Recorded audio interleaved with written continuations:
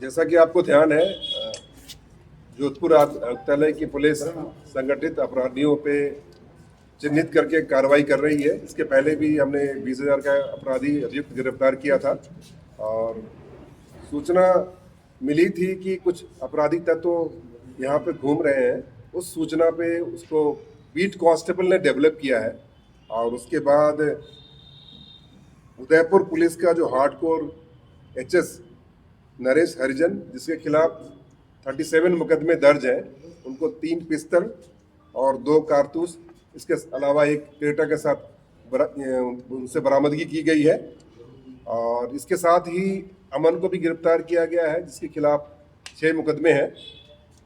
इनमें 111 की धारा लगाई गई है, जो संगठित अपराधियों के खिलाफ लगाई जाती है। इसमें विशेष ध्यान देने योग्य बात यह है कि इसके लिए 50,000 का इनाम उदयपुर पुलिस ने घोषित कर रखा था और ये उदयपुर में वांछित भी था और ये आने वाले समय में वहाँ के हार्डकोर अपराधी प्रवीण कसेटा की हत्या की साजिश कर रहा था। जहाँ तक जोधपुर का सवाल है, जोधपुर में जहाँ जहाँ पे ये रहा है, उस संबंध में जिन जिन लोगों के संपर्क में रहा है, उनकी जानकारी इकट्ठा की जा रही है। आपको बता दें, कुछ दिनों तक यहाँ पे शमशान घाट में भी रह रहा था और शमशान घाट में ही इसकी गतिविधि जब अवांछित लगी तो उसको फॉलो किया गया और यहाँ तक हम पहुँचे हैं। आपके पास कोई सवाल हो तो उसका सवाल। सर, अमन और ये दोनों है जो नरेश, ये क्या सुपारी किलर है, क्या है? नरेश का पहले हार्डकोर अपराधी रहा है और इसका क्रिमिनल बैकग्राउंड रहा है। ये मर्डर के मुकदमे में भी जेल जा चुका है और आने वाले समय में भी ऐसा कृत्य करने की पूरी संभावना थी, जो कि अपने पूछताछ में इसने बताया है। जहाँ तक अमन का सवाल है, अमन के खिलाफ भी 6 मुकदमे हैं और उसमें भी मारपीट के मुकदमे हैं। तो सारे तथ्यों का अन्वेषण कर रहे हैं और कड़ी से कड़ी मिला रहे हैं, परंतु अभी तक जोधपुर में इनके संपर्कों के संबंध में ऐसी कोई सूचना हमें प्राप्त नहीं हुई है। सर, जोधपुर में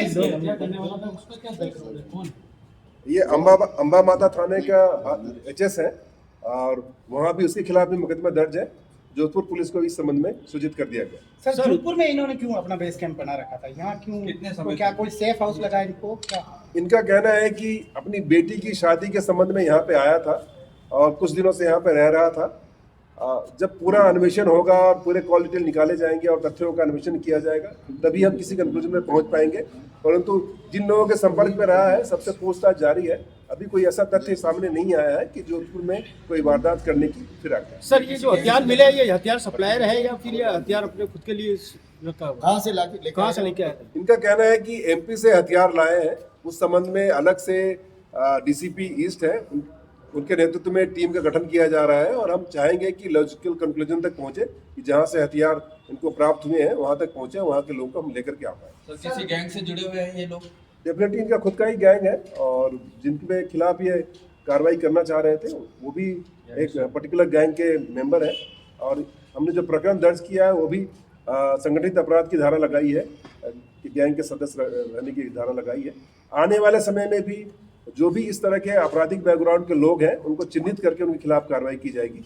ये हमारी प्रतिबद्धता है।